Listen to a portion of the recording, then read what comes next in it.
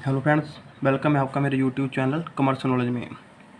हमारा चैप्टर चल रहा था इंडियन कॉन्ट्रैक्ट एक्ट 1872 का nature of contract.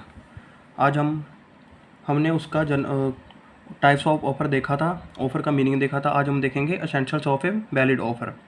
So first point, it must be capable of creating legal relations. Offer must be such as in law is capable of being accepted and giving rise to legal relationship. If the offer does not intend to give rise to legal consequences and creating legal relations, it is not considered as a valid offer in the eyes of law. A social invitation, even if it is accepted, does not create legal relation because it is not so intended. इसका क्या meaning है? जैसे कि यहाँ पर एक सोहन है, मोहन है।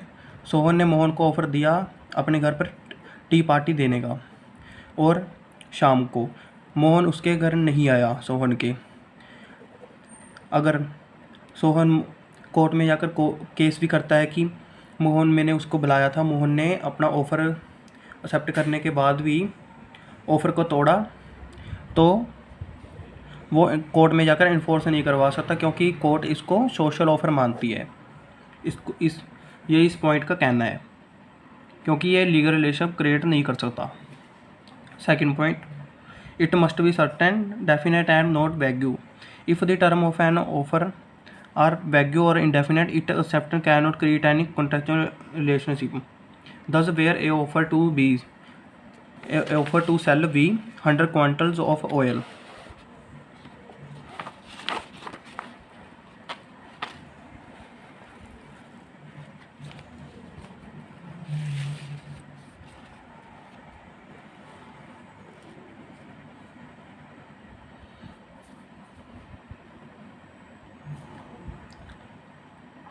There is nothing to show what kind of oil was intended. The offer is not capable of being accepted for want of certainty. इसका मीनिंग है कि जो ऑफ़र है ना, और डेफिनेट होना चाहिए पूरा। मतलब कि मोहन ने सोहन को ऑयल बेचने के लिए बोला, इसमें उसने ये नहीं बताया कि कौन सा ऑयल है, इसलिए ये ऑफ़र हो गया वॉइड, क्योंकि ये ऑफ़र डेफिनेट नहीं था। अगर वो बता देता कि आलमंड्स ऑयल, देन ये ऑफ़र होता valid. It must be communicated to the offering. An offer to be complete must be communicated to the person to whom it is made. Otherwise, there can be no acceptance of it. Unless an offer is communicated, there can be no acceptance by it. An acceptance of an offer in ignorance of the offer is not acceptance and does not counter any right on the acceptor. ये point का क्या कह रहा है हमारा, कि जो offer है ना, उसकी कम्युनिकेशन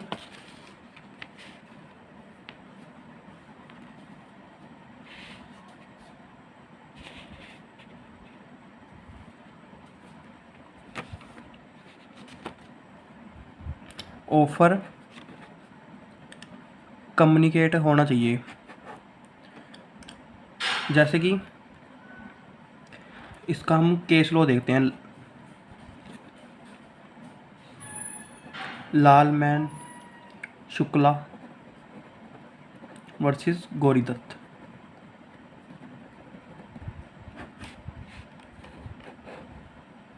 इस केस लॉ में क्या हुआ, एक लालमैन नेम का पर्सन था, उसका एक नेप्यू था, वो नेप्यू उसका खो गया।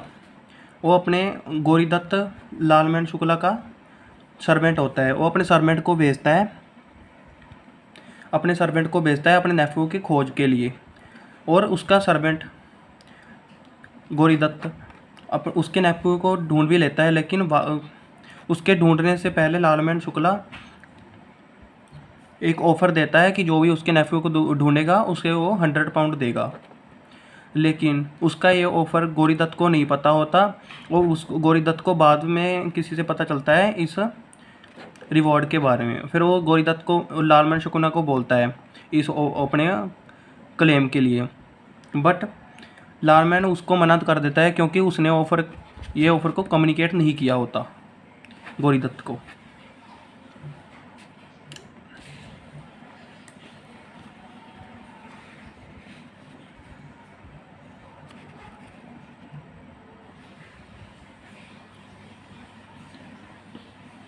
It must be made with a view to obtaining the assent of the other party. Offer must be made with a view to obtaining the assent of other party, addressed and not merely with a view to disclosing the intention of making offer. जो offer है ना, वो attention को, हमारी ये intention होनी चाहिए उसे ऑफ़र को देने की कि उसकी दूसरे पर्सन की सहमति को लेने के लिए। जैसे कि हमने पॉइंट देखा था,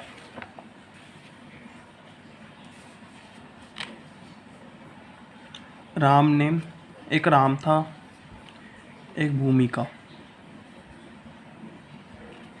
राम ने भूमिका को बोला कि मेरी इच्छा है कि मैं सितंबर एंड तक मैरिज कर लूँगा। इसलिए इसने ये ऑफ़र नहीं है, ये सिर्फ राम की इंटेंशन है। अगर राम बोलता कि क्या तुम मुझसे मैरिज करोगी, ये होता ऑफ़र। इसलिए इसमें राम ने सिर्फ अपनी इच्छा बताई, उसकी भूमिका की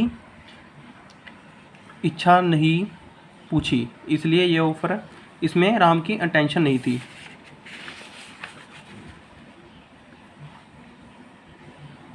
next point, it may be conditional. An offer can be made subjected to any terms and condition by the offer. इसका क्या मीनिंग है कि ऑफ़र कंडीशनल हो सकता है, ऑफ़र की टर्म्स एंड कंडीशन हो सकती है। जैसे कि ऑफरर में आस्क फॉर पेमेंट वे, जो ऑफरर होता है वो बोल सकता है ऑफरी को कि उसको पेमेंट चेक के द्वारा ही चाहिए। The offeree will have to accept all the terms of the offer, otherwise the contract will be treated invalid. जो ऑफरी होता है उसको ऑफरर की सारी टर्म्स एंड कंडीशन माननी पड़ेगी। जैसे कि एग्जांपल,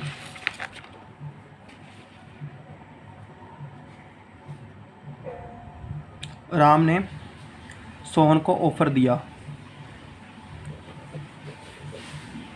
अपना हाउस सोल्ड परचेज करने के लिए 50 लाख का, बट उसकी राम की एक कंडीशन थी कि तू मुझे पैसे चेक के थ्रू ही देना। इसलिए ऑफ़र कंडीशनल हो सकता है। Next point, offer should not contain a term that the non compliance of which would amount to acceptance. इसका क्या मीनिंग होगा कि ऑफर में कोई भी ऐसी, इसका क्या मीनिंग हुआ कि ऑफर में कोई सी भी ऐसी टर्म नहीं होनी चाहिए कि अगर तुमने ये नहीं किया तो मैं मान लूँगा कि तुमने ऑफ़र एक्सेप्ट कर लिया। जैसे कि एग्जांपल,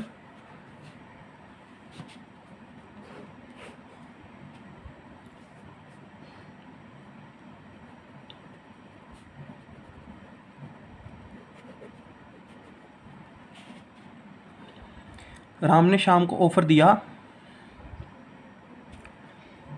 अपना हॉर्स परचेज़ करने के लिए 50,000 रुपीज़ का, और राम ने शाम को बोला कि अगर तुमने विद इन 1 डे रिप्लाई नहीं किया तो मैं समझ लूँगा कि तुम ये 50,000 रुपीज़ में मेरा हॉर्स परचेज़ करना चाहते हो।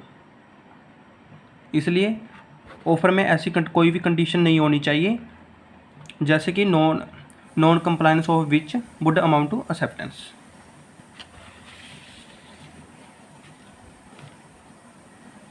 इसकी हम एग्जांपल देख लेते हैं।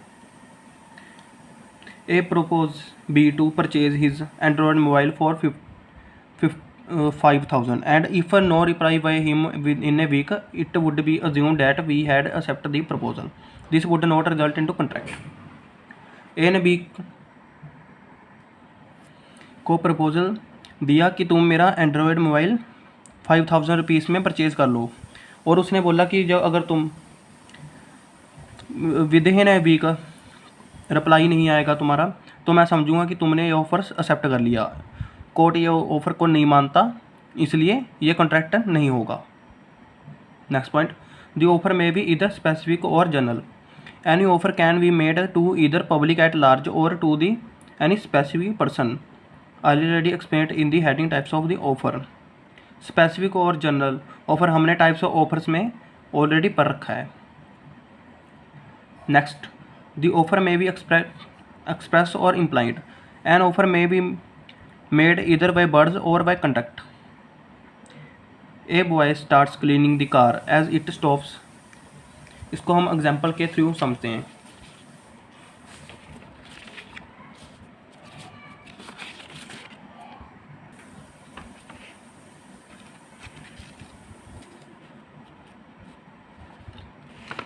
एक्सप्रेस ऑफर,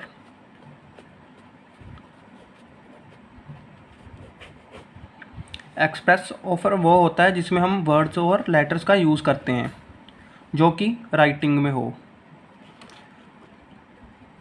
या फिर ओरली।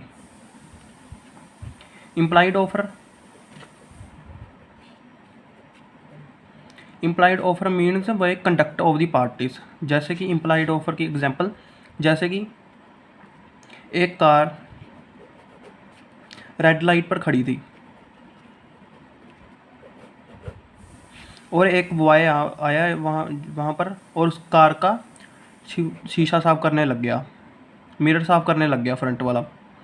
और जैसे ही उसने मिरर साफ किया वो हमसे पैसे मांगने लग गया।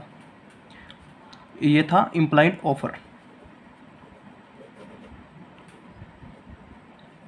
और इसकी एक और एग्जांपल, कूली। जो कूली होता है, कूली रेलवे स्टेशन पे लगेज उठा लिया उसने बिना कुछ बोले। इसका क्या मीन्स होगा कि वो हमसे पैसे डिमांड करेगा और हमें देने पड़ेंगे।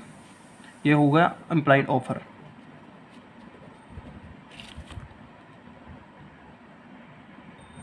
Next point, offer is different from mere statement of intention and invitation to offer, a mere communication of information, casual equity, a prospectus and advertisement, a statement of intention and announcement. A father brought his son about his wish of making him the owner of all his property is a mere intention of intention. एक father ने अपने सन को अपनी property का owner बनाने की इच्छा को प्रकट किया। ये है मेरा इंटेंशन, ओनली अनाउंसमेंट है ये। An announcement to give scholarship to the children scoring more than 95% in 12th board is not an offer. Next point,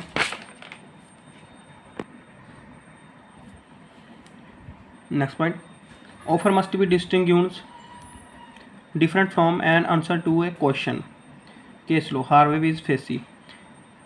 In this case, privacy counsel should explain the distinction between an offer and invitation to offer. In the given case, the plaintiff through a telegram asked the defendant that two questions, namely, plaintiff वो होता है जो case करता है और defendant वो होता है जिसके ऊपर केस किया जाता है। Two question, namely, will you sell us a bumper hall pen? इसमें क्या होता है, जो विल यू जो जिसने यहाँ पर इस केस किया है ना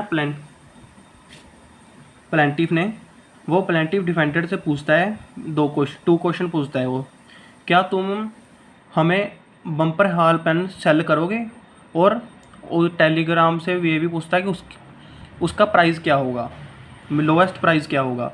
जो डिफेंडेंट होता है ओनली और उसका ओनली फर्स्ट क्वेश्चन का सेकंड क्वेश्चन का रिप्लाई देता है, लोएस्ट क्रैश प्राइस 900, और फर्स्ट क्वेश्चन का रिप्लाई नहीं देता वो। और जो जो हमारा प्लेंटिफ होता है वो कहता है कि मैंने ऑफ़र एक्सेप्ट कर लिया और केस कर देता है, और ये केस में ये डिसाइड होता है कोर्ट में कि ये ऑफ़र कॉन्ट्रैक्ट नहीं फॉर्म हुआ, क्योंकि mere offer must be distinguished different from answer to a question, क्योंकि डिफेंडेंट ने ओनली क्वेश्चन का आंसर दिया था। हम इसको रीड कर लेते हैं। Defendant replied through telegram that the lowest price of bumper hall pen is 900. The plaintiff sent through another telegram stating we agree to buy bumper hall pen at 900. However, the defendant refused to sell the property at the price. The plaintiff sued the defendant contended that they had made an offer to sell the property at 900 and therefore they are bound to buy the offer. However, the Privacy Council did not agree with the plaintiff on the ground that while plaintiff had asked two questions, the defendant replied only to the second question while quoting the price, but reserved their answer with regard to the willingness to sell. Thus, they made no offer at all. Their lordship held that the mere statement of the lowest price at which the vendor would sell contained no implied contract to sell to the person who had inquired about the price. और ये अब decision है वही McPherson Vij अपन्ना में भी follow हुआ था, where the owner of the property had said that he would not accept less than 6000 for it.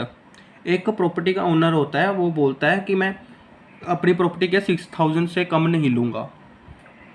This statement did not indicate, और कोर्ट में ये डिसाइड हुआ कि only this is only invitation to offer, not an offer.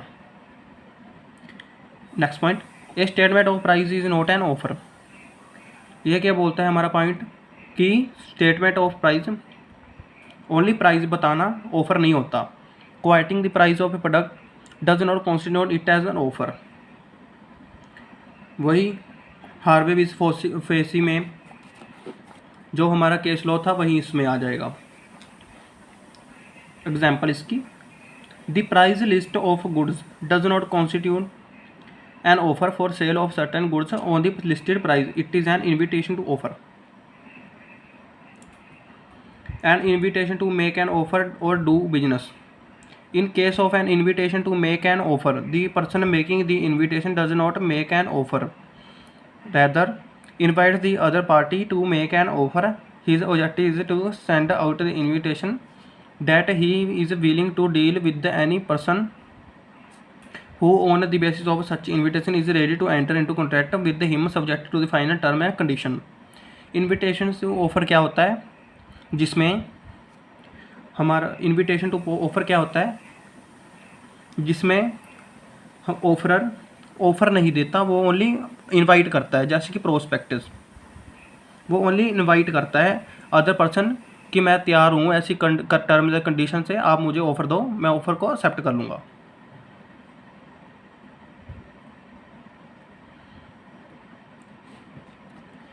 जैसे कि an advertisement for sale of goods by auction is an invitation to offer. Auction क्या होता है, बोली लगाना किसी चीज़ की। जो बोली लगाते हैं वो इन्विटेशन टू ऑफ़र होता है, जिसमें हमको ऑफर देनी पड़ती है। जैसे कि 50,001, 50,002 और नेक्स्ट सेकंड पर्सन बोलता है 60,000, ऐसे वो ऑफ़र देता है और सेकंड पर्सन एक्सेप्ट कर लेता है। It mainly invites offer bid made at the auction.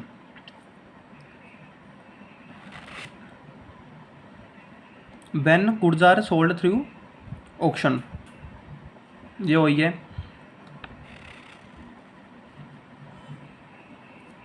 The auctioneer does not contract with anyone who attend the sale. The auction is only an advertised to sell, but the item are not put for sale through person who have come to the auction may have the intention to purchase. इसमें क्या बोला है, जो person auction cell में purchase की intention से आते हैं वो ऑफ़र नहीं देते, ओनली इन्विटेशन टू ऑफ़र होता है।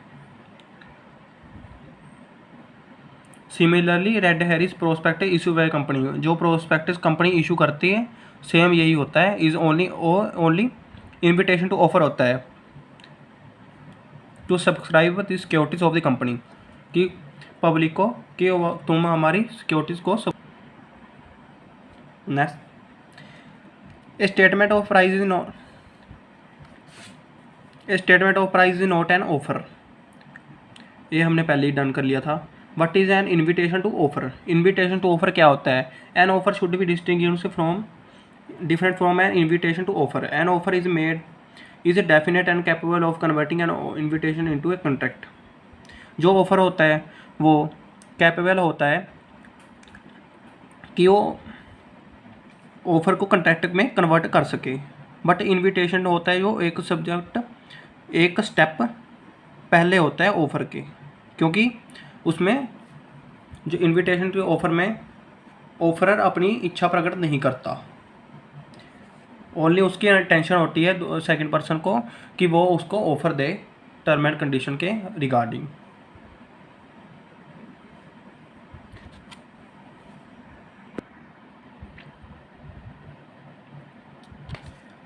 इसके बाद डिफरेंस आप इसको रीड कर लेना, ये आपको समझ आएगा। गाइस मैंने इस वीडियो के डिस्क्रिप्शन के नीचे एक टेलीग्राम का लिंक दिया है, आप उस लिंक को ओपन कर ये नोट्स की PDF ले सकते हैं, डाउनलोड कर सकते हैं। नाउ हम अपने नेक्स्ट पार्ट में करेंगे एक्सेप्टेंस, उसका मीनिंग और उसके टाइप्स देखेंगे। अगर आपको मेरी द्वारा दी गई जानकारी अच्छी लगी तो आप इस वीडियो को लाइक और चैनल को सब्सक्राइब कर सकते हैं। धन्यवाद।